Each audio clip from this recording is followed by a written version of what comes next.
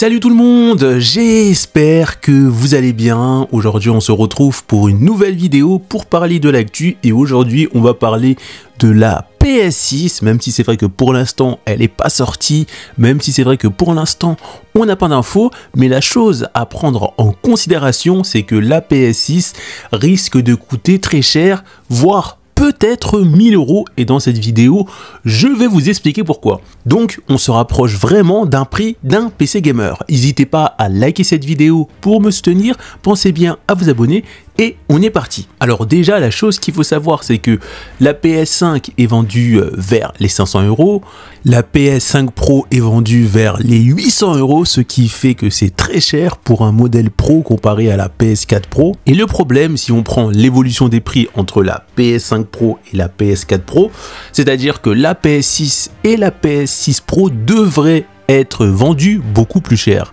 Et le problème, ajouté à cela, on sait que la PS6 va coûter plus cher que la PS5, comme la PS6 Pro va coûter plus cher que la PS5 Pro.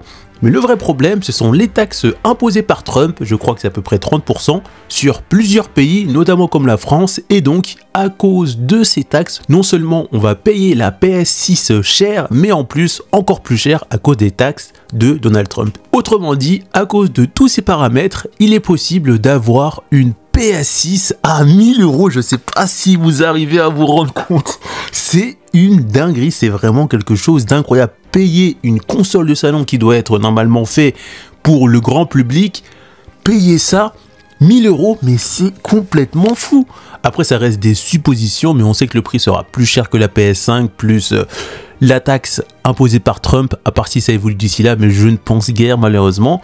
Mais c'est le prix potentiel qui peut être possible pour la PS6. Donc maintenant on arrive à la fin de la vidéo.